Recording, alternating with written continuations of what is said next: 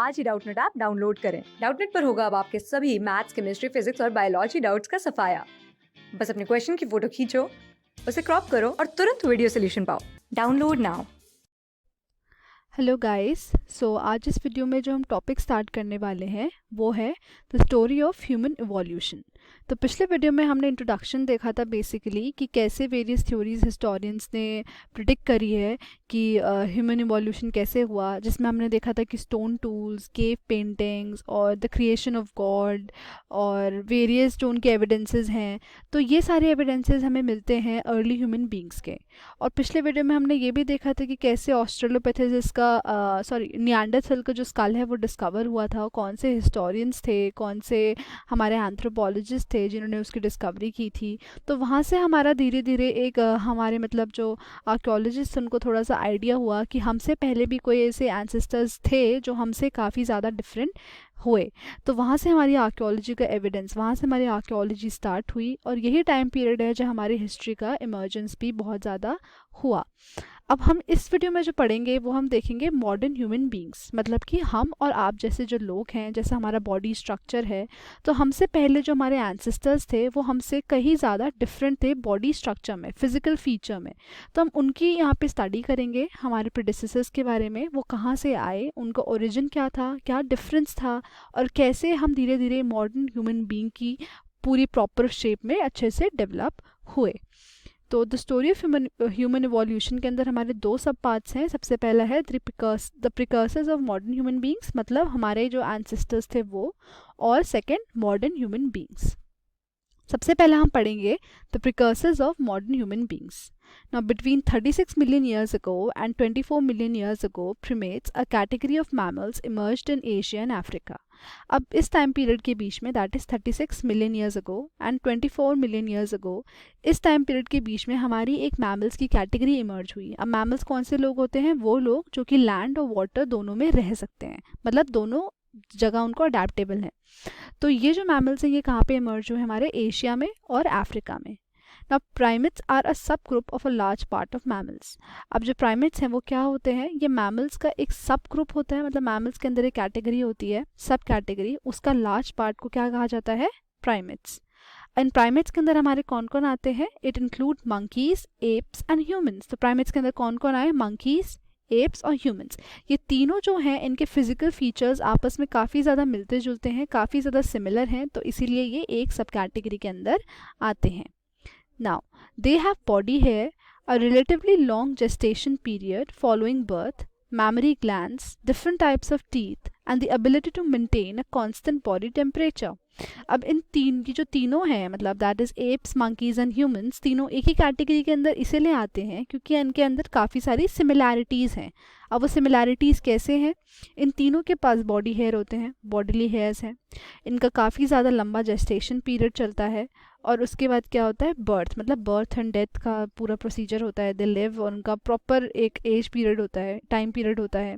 इनके पास memory glands होते हैं और इनके टीथ्स भी डिफरेंट साइज़ के होते हैं, डिफरेंट शेप के होते हैं, और ये अपना जो बॉडी टेम्परेचर है वो उसको अच्छे से मेंटेन कर सकते हैं, मतलब इनकी बॉडी क्या है? अडेप्टेबल बॉडी है। Between 24 million years ago and 5.6 million years ago, there emerged a subgroup amongst primates called hominoids. अब क्या हुआ? पहले हमारी सबसे पहले कैटेगरी कौन सी आई? प्राइमेट्स की। अब 24 मिलियन ईयर्स अगो से लेके 5.6 मिलियन ईयर्स अगो के बीच में एक और सब ग्रुप इमर्ज हुआ है प्राइमेट्स के अंदर, जिसका क्या नाम था? होमिनॉइड्स।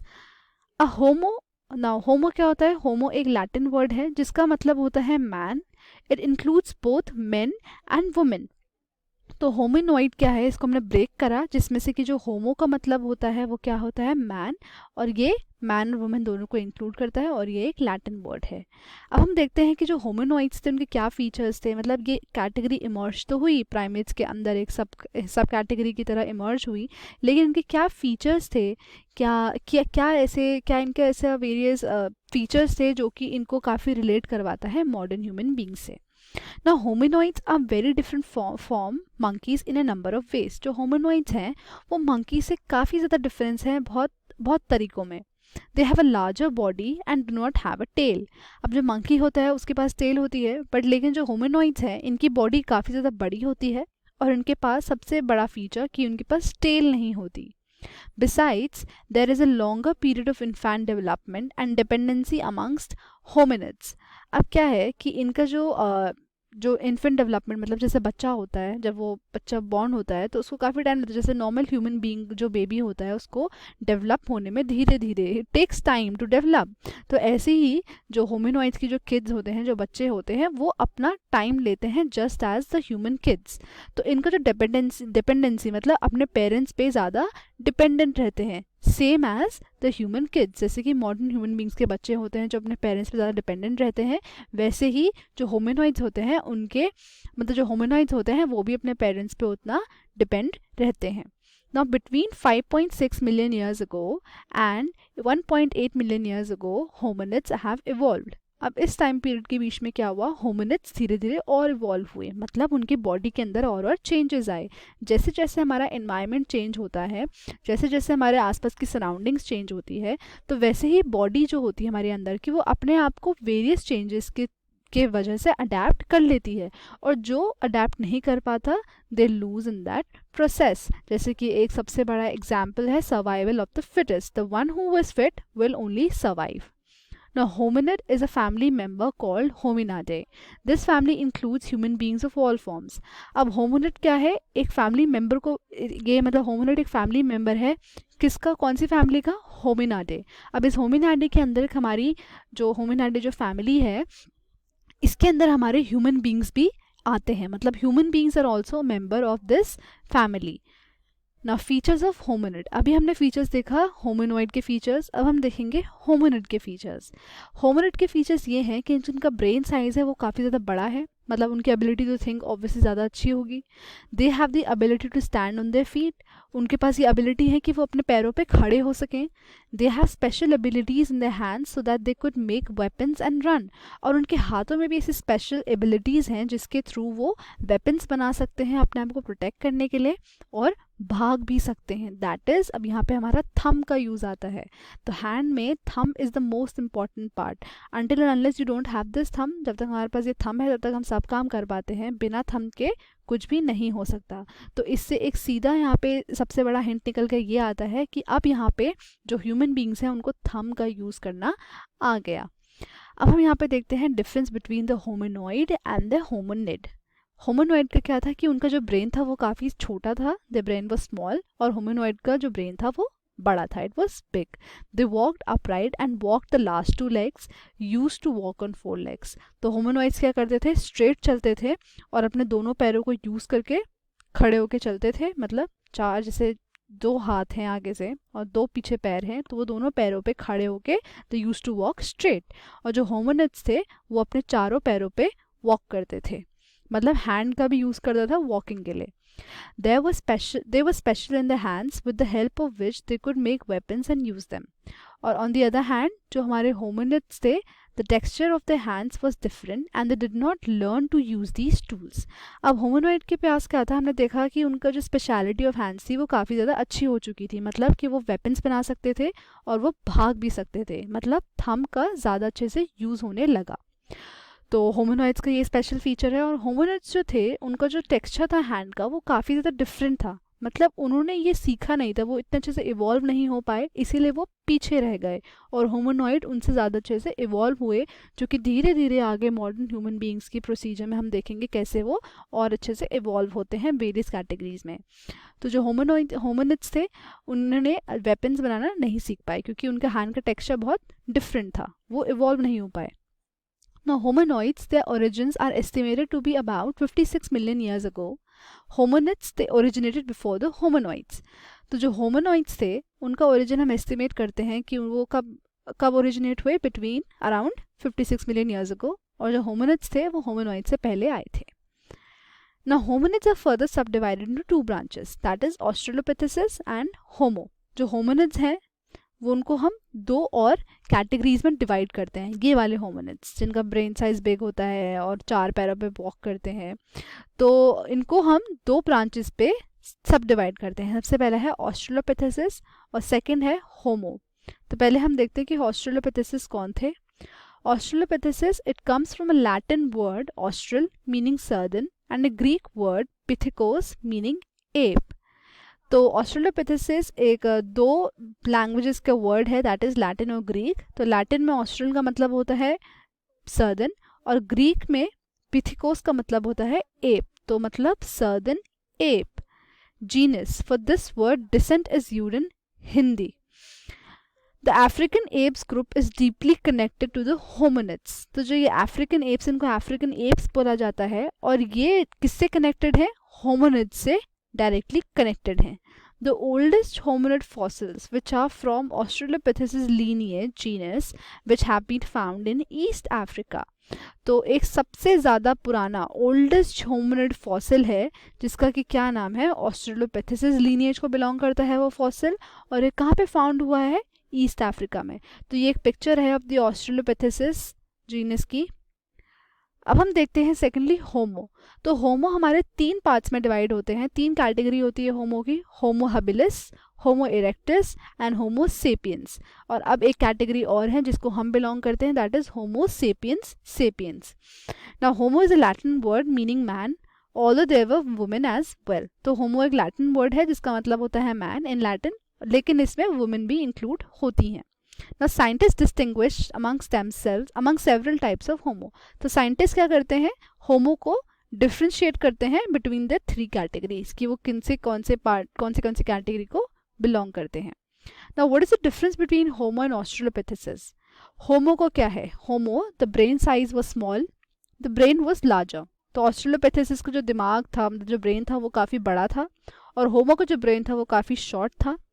जो होमो के जॉस थे, दैट इज द टीथ जो उनके अटैच रहते हैं, वो काफ़ी हल्के थे, और ऑस्ट्रेलोपिथेसिस के जॉस जो थे वो काफ़ी हैवी थे।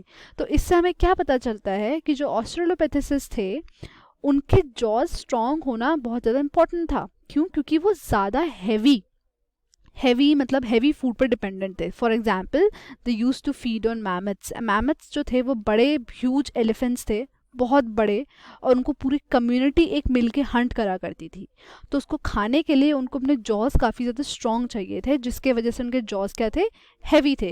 क्योंकि जैसी इन्वायरमेंटल कंडीशंस होगी वैसे ही आप धीरे धीरे खुद की आपकी जो बॉडी होती है वो खुद को धीरे धीरे अडेप्ट करती है।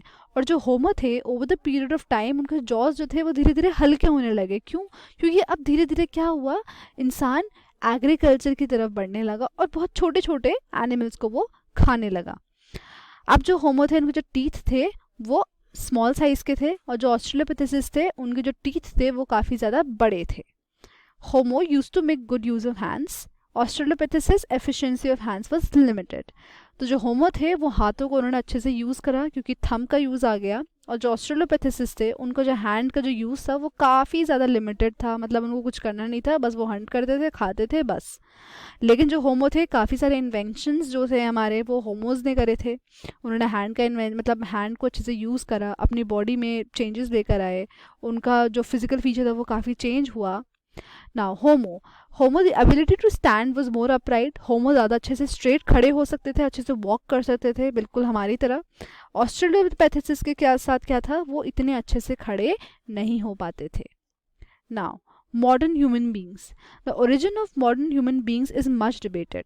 अब ये तो हमने जो देखा वो हमने देखा कि कैसे जो हमारे एंशियंट ह्यूमन बींग्स थे, जो हमारे मतलब होमो और ऑस्ट्रेलोपिथेसिस थे, जो हमारे प्रेडिसेसर्स थे, उनके बारे में हमने देखा और डिफ्रेंसिएशन पढ़ा। अब हम देखते हैं धीरे धीरे जो हमारी यही कैटेगरी है वो किस पे आ जाती है, मॉडर्न ह्यूमन बींग्स का धीरे धीरे इमर्जेंस हो रहा है।